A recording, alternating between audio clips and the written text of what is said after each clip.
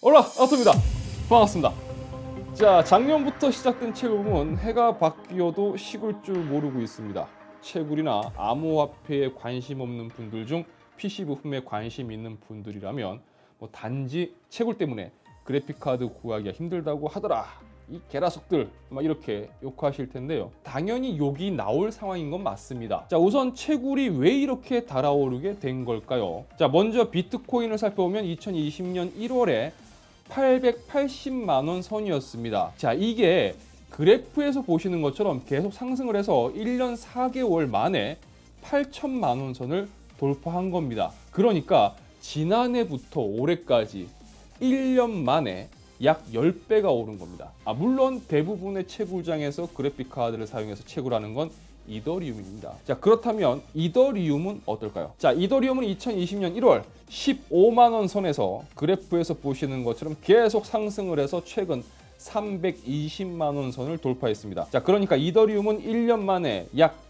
20배가 오른 겁니다. 이더리움이 20배 가까이 오르면서 기존 채굴장을 운영하던 업자들은 기존에 채굴해놨던 이더리움뿐만 아니라 현재 채굴 중인 이더리움의 채산성이 엄청나게 올라가게 된 겁니다. 자, 암호화폐가 1년 사이에 엄청나게 올랐다고는 하지만 2020년 1월부터 2020년 11월까지 이 변동 상황을 보면요, 비트코인은 880만 원에서 1,400만 원까지 대략 1.5배가 상승했는데 2020년 12월부터 2021년 4월까지 고작 5개월 만에 다시 가격이 5배가 넘게 상승을 합니다. 자, 이더리움도 2020년 1월부터 2020년 11월까지 변동 상황은 그냥 15만 원에서 50만 원으로 3배 정도가 올랐는데 2020년 12월부터 2021년 4월까지 또 5개월 동안 가격이 6배 가까이 상승을 합니다. 자, 그렇다면 이 기간 동안 암호화폐 시장에 그들이 주장하는 여러 호재 라고 하는 것들이 있었을까요? 바이든 행정부는 암호화폐 시장에 긍정적이다부터 시작해서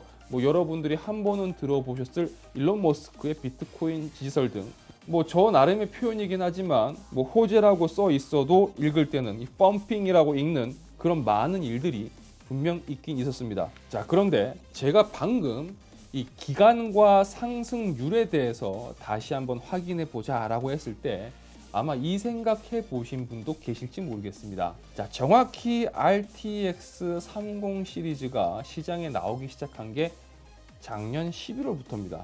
그리고 RTX 30 시리즈가 시장에 풀리고 일반 소비자들의 손이 그나마 닿을 수 있었던 기간, 그쵸? 이 손에 딱 어떻게든 뻗으면 닿을 수 있었던 기간, 길게 잡아도 대략 보름 정도였을 거라고 저는 기억을 합니다. 그리고 그 이후로는 아시다시피 거의 대부분의 물량들이 채굴 시장에 납치가 되어 갔습니다.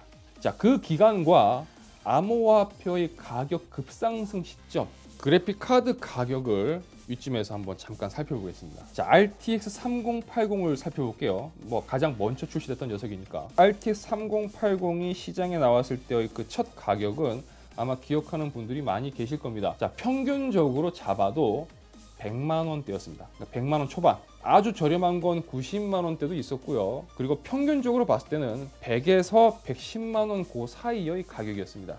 자, 지금은 250만 원에서 300만 원 사이의 판매 가격이 나옵니다. 출시 당시의 기준 가격과 비교해 봤을 때 2.5배죠. 자, 그러니까 이런 겁니다. 자, 소비자 입장에선 제품 가격이 불과 6개월도 안 돼서 2배 이상 뛰었다라는 게 상식적으로 이해할 수가 없는 겁니다. 이건 너무나 당연한 겁니다. 그래서 현재 그래픽카드 가격을 보고 비싸다, 미쳤다라고 하는 게 잘못된 게 아닙니다. 그런데 채굴업자들은 해당 기간 동안 이더리움 시세가 무려 6배나 뛰었기 때문에 그래픽카드 가격 2배, 3배 오르는 건 그냥 눈에 들어오지가 않는 겁니다. 왜냐하면 그건 문제가 아니라고 생각하는 거죠. 자, 이렇게 되니까 채굴업자들이 그래픽카드를 계속 매입하려고 하는 거고, 하나라도 더 매입하기 위해서 웃돈을 제시하다 보니까 용팔이 시가에 채굴충 프리미엄까지 붙어서 그래픽카드 가격이 미쳐서 돌아가는 겁니다. 자, 이 가격의 상승이 어떤 식으로 이루어졌는지 좀 이제 감이 오시죠?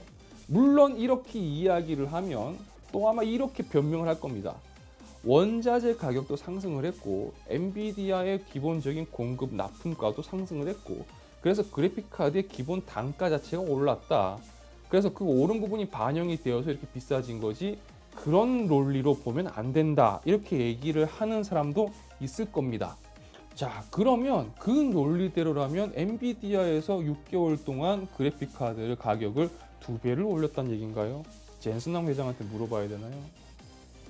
황 회장이 뭐라고 할까요?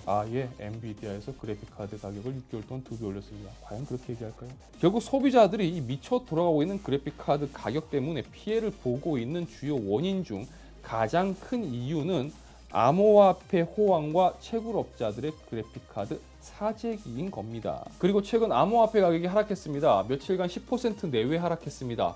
미국 재무부가 암호화폐 회사의 불법 자금 세탁 혐의로 수사를 착수했다라는 카더라와 또 얼마 전 상장한 코인베이스 회사 간부들이 주식을 대량으로 매도했다라는 카더라, 그리고 비트코인 채굴장에 몰려있는 중국 신장 위구르 자치구의 대규모 정전 사태 발생 등을 블룸버그에서는 원인으로 지목을 하고 있습니다. 여기에 또 하나 추가로 터키 정부가 과도한 암호화폐 투자를 우려한 조치로 암호화폐 결제 사용을 중단한다고 밝힌 것도 영향을 미친 것으로 해석되고 있습니다. 자, 이걸 제가 말씀드리는 이유는요, 어쩌다 보니까 오늘 암호화폐 얘기를 이렇게 전달해 드리게 되어서 그런 김에 알려드리는 게 좋을 것 같다라고 생각을 해서 지금 이렇게 말씀을 드린 겁니다.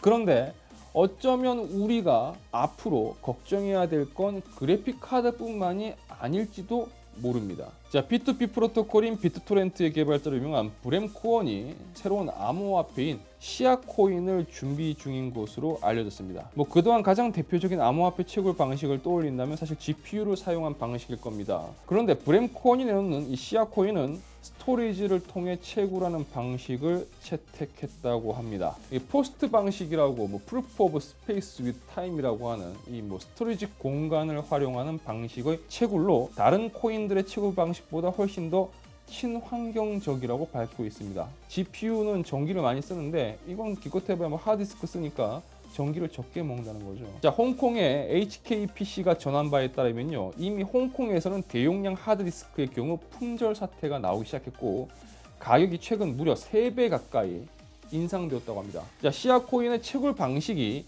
대용량을 할당을 하고 또 지속적으로 읽기와 쓰기를 반복해야 되기 때문에 일반적인 소비자용 하드디스크나 SSD는 내구성 부분의 어떤 문제 때문에 그닥 이렇게 채산성이 좋지 않다고 해요. 그래서인지 현재 대량 매입이 진행되는 제품들이 데이터 센터용 혹은 나스용, 그러니까 내구성이 좋은 제품들 중 대용량 제품들이 대상인데 GPU도 아직 해결 안 돼서 미칠 것 같은데 이제 하드디스크입니다.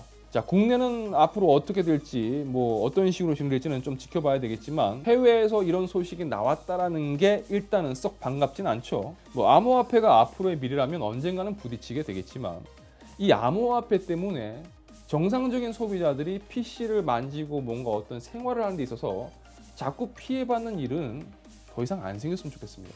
자, 채널 러비다투에서는 다양한 IT 소식과 정보 그리고 제품 리뷰를 전해드리고 있습니다. 영상 유익하시다면 좋아요와 구독 그리고 알람 설정 부탁드리겠습니다.